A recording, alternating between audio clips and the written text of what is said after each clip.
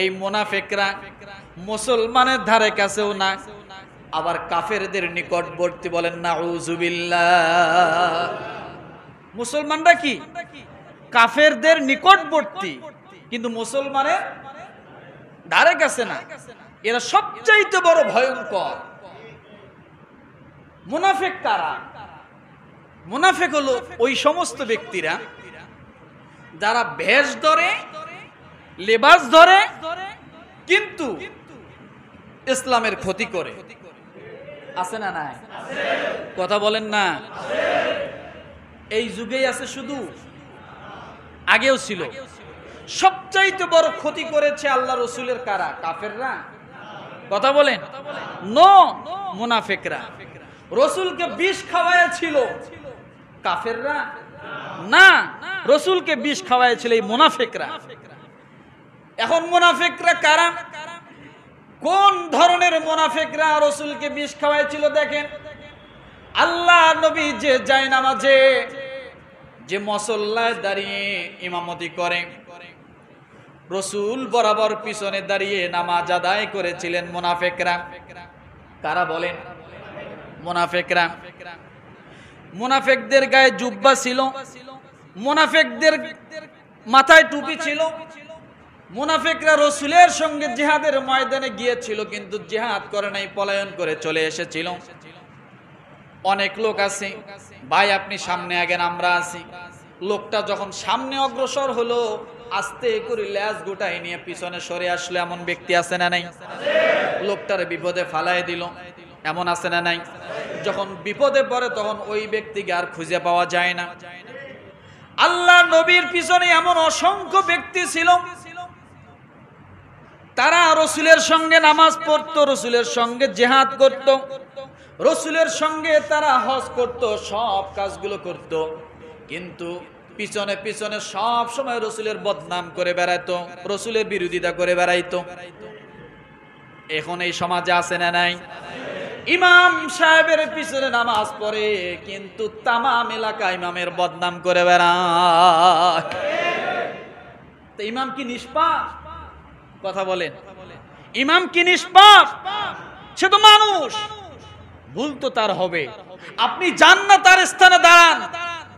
এই সমাজটা কন্ট্রোল করা, হাজার মতলবের মানুষ, হাজার মন মানসিকতার মানুষের মন জোগায় চলা কত কঠিন, আপনি স্থানে আসে দাঁড়ালে বুঝবেন। কারণ এই সমাজে চোর আছে, বাটপার আছে, মদখোর আছে, জুয়াখোর আছে, সব আছে, ওলিও আছে, সব দলের লোক আছে। সবার মন মতো কি আপনি হবেন? হবেন? কারণ চোরের বিরুদ্ধে বললে চোর কি করবে? খুশি হবে? চোর এক প্রকার মনে করেন ইমামের বিরুদ্ধে যাবে। সুদের বিরুদ্ধে বললে সুদখোররা এক প্রকার ইমামের বিরুদ্ধে যাবে। যাবে কি যাবে না? তাহলে একজন মানুষ কখনো সকলের মন রক্ষা করে? আপনি একজন ইমামের ভুল ধরে বসে আছেন,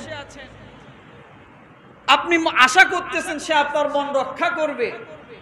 আরে ভাই, আপনি আপনার ফ্যামিলির মধ্যে 5 জন সদস্য, 4টে সন্তান আপনার বউ, 3টে সন্তান আপনার বউ, আর আপনি স্বামী সহ 5 জন।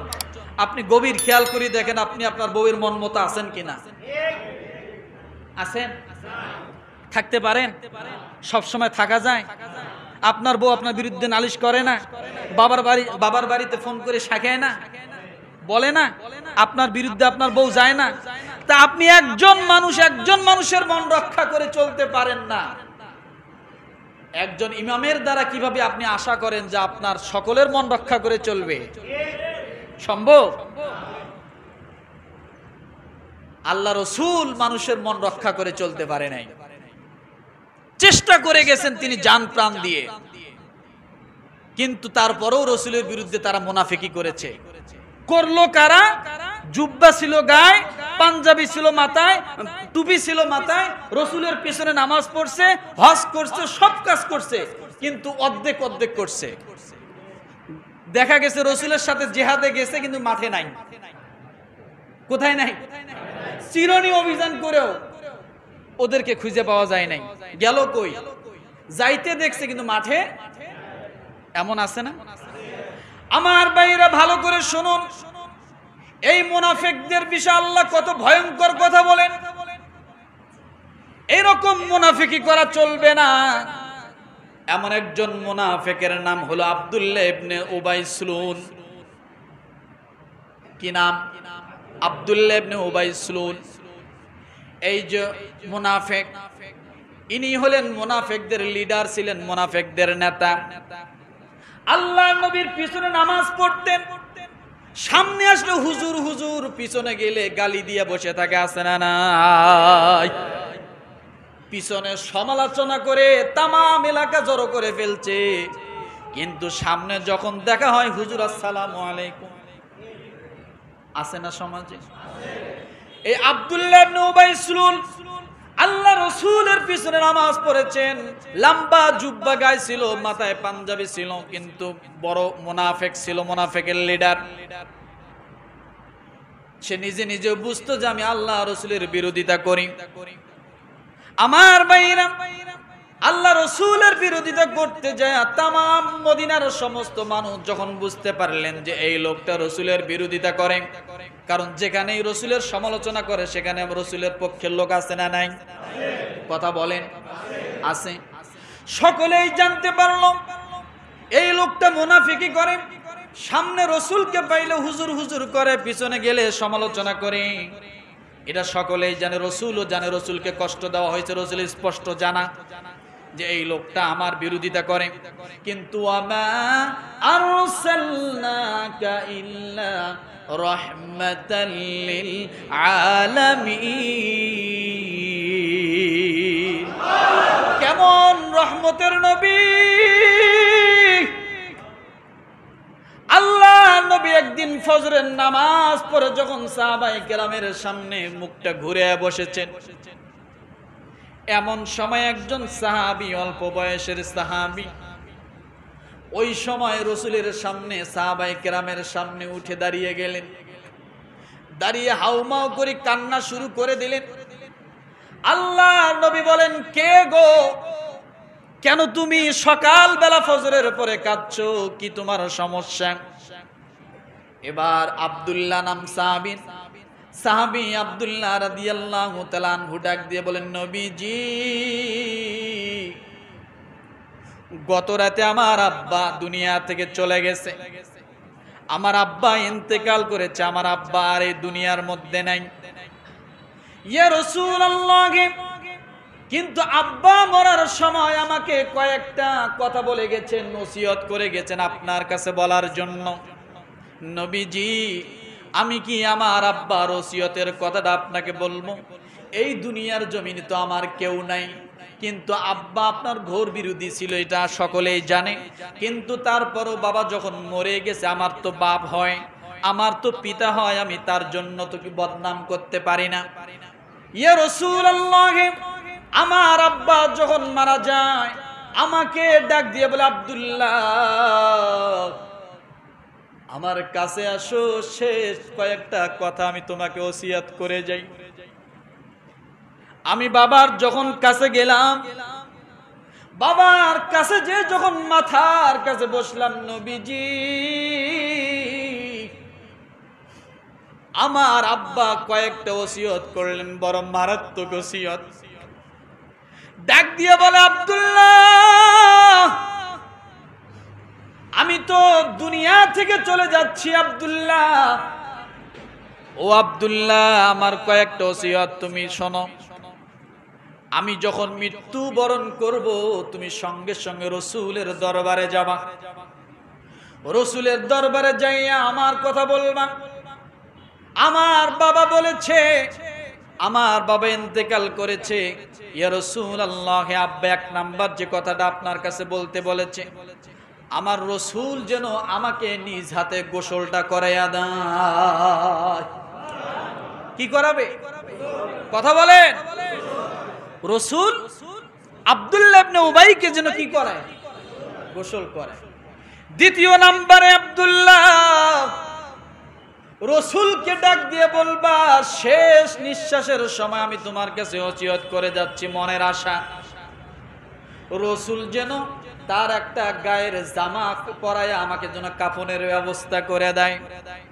কয়টা গেল?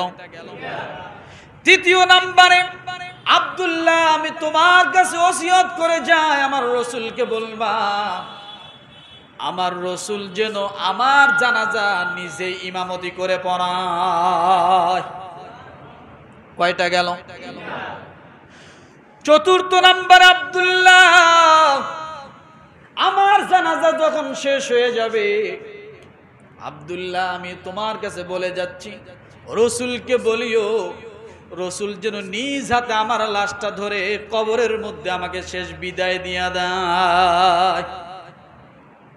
আল্লাহ নবীর কাছে সন্তান কেঁদে কেঁদে যখন বলছেন, আল্লাহ নবী ঘাবড়িয়ে গেলেন, চোখ দিয়ে টলটলো পানি।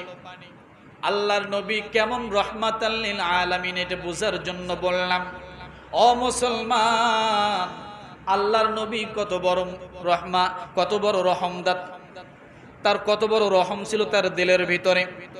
আমার ভাইরা, আল্লাহর নবী যখন পা পা করে মুনাফিক নেতা আব্দুল্লাহ ইবনে উবাইয়ের বাড়িতে চলে গেলেন, যাওয়ার পরে যখন যাবেন, যাওয়ার পরে এই কাজগুলো যখন সম্পাদন করবেন, জানাজার যখন ব্যবস্থা করবেন, জানাজার যখন সামনে চলে আসলো, যখন জানাজায় দাঁড়ালেন, দাঁড়ায় যখন আল্লাহু আকবার বলে যখন জানাজার মধ্যে দাঁড়িয়ে গেছেন, সঙ্গে সঙ্গে জিবরিল আমিন এসে ডাক দিয়ে বলেন, নবীজি আপনি জানাজা পড়াইবেন না।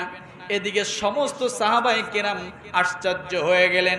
হযরত উমর রাদিয়াল্লাহু তাআলা আনহু বারবার রাসূলের জামাটা পেছন দিক থেকে টেনে ধরছেন, ডাক দিয়ে বলেন, নবীজি আপনি মুনাফিক নেতার জানাজা আপনি পড়াইতে যাবেন না, কারণ সে সবচেয়ে বড় দুশমনী করেছে, ইসলামের বড় ক্ষতি করেছে, আপনাকে সবচেয়ে বেশি কষ্ট দিয়েছে, তার জানাজা আপনি কখনো পড়াইতে যাবেন না। হযরত উমর রাদিয়াল্লাহু তাআলা আনহু বারবার যখন এইভাবে রসুলের জামা টেনে ধরছেন, এরপরেও রসুল সামনের দিকে অগ্রসর হয়। আল্লাহ নবীর অবস্থা হযরত উমর রাদিয়াল্লাহু তাআলা বুঝতেছেন যে তিনি আর থামবেন না, তিনি তো থামার লোক না, তিনি অবশ্যই জানাজা পড়াইবেন। আল্লাহ নবী ডাক দিলেন, উমর আমার আল্লাহ তো তার জানাজা পড়াইতে নিষেধ করেন নাই, তাহলে আমি কেন তার জানাজা পড়াবো না? এই কথা বলে যখন আল্লাহ নবী জানাজার মধ্যে দাঁড়িয়ে গেলেন, সঙ্গে সঙ্গে আরশে আজিমের নিচ থেকে জিবরিল আমিন আমার আল্লাহ তাআলার দরবার থেকে রাসূলের সামনে এসে উপস্থিত হয়ে গেল। বলেন সুবহানাল্লাহ। ইস্তাগফির লাহুম আও লা তাস্তাগফির লাহুম ইন তাস্তাগফির লাহুম ৭০ মাররাতান ফালান ইয়াগফিরাল্লাহু লাহুম। আল্লাহ তাআলা সূরা তাওবার ৮০ নম্বর আয়াত নাজিল করে দিলেন। নবীজিকে আল্লাহ ডাক দিয়ে বলেন, ও নবীজি আপনি তাদের জন্য প্রার্থনা করা বা না করা একই কথা। নাউজুবিল্লাহ বলেন। আপনি তাদের জন্য ক্ষমার জন্য প্রার্থনা করা না করা একই কথা। আপনি তার জন্য জানাজা পড়াইলেও যা, না পড়াইলেও তা। আগামীকাল বলেন, আপনি পড়াইলেও যা হবে, না পড়াইলেও তাই হবে। শুধু তাই নয়, ৭০ মাররাতান ফালান ইয়াগফিরাল্লাহু লাহুম। আল্লাহ তাআলা ডাক দিয়ে বলেন, নবীজি আপনি যদি মুনাফিকদের জন্য ৭০ বার জানাজা নামাজ পড়েন, তারপরও আমি আল্লাহ তার জন্য জানাজা কবুল করব না। চিন্তা করছেন? তাহলে রসুল জানাজা পড়াইলে তারপরেও কি জানাজা?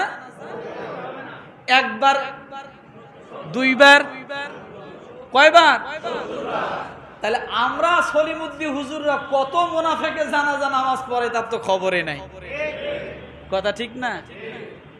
নামাজ পড়ে না, ভক্ত রসুলের বিরোধিতা করে, আল্লাহর সাথে দুশমনী করে, আলেম ওলামার সাথে দুশমনী করে, আমরা তাদের জানাজা যায় পড়াইলেও যা। কার কথা এটা? রসুলেরটাই যদি কবুল না হয়, আমার মতো সলিমুদ্দিন ইমামের জানাজা নামাজ, তো তারা আরো কত আগে কবুল হবে না তার ঠিক নাই। কেন কথাটা বললাম জানেন? মুনাফিকি করব না, ইসলামের দুষ্পনতা করব না, রসুলের দুষ্পনতা করব না, আলেম ওলামার দুষ্পনতা করব না। যদি না করেন তাহলে অবশ্যই আপনার সম্পর্ক আল্লাহর সাথে গভীর সম্পর্ক হবে। আপনি যদি আল্লাহর সাথে গভীর সম্পর্ক করতে চান, মন থেকে দুশ্মনী সরায় দেন, মানুষকে ভালোবাসুন, এরপর আলেম ওলামাকে ভালোবাসুন, মানুষকে মর্যাদা দিতে শিখুন, সম্মান দিতে শিখুন। তাইলে আপনি যদি মানুষকে সম্মান দেন, আল্লাহ আপনার সম্মান বাড়ায় দিবে। কথা ঠিক না?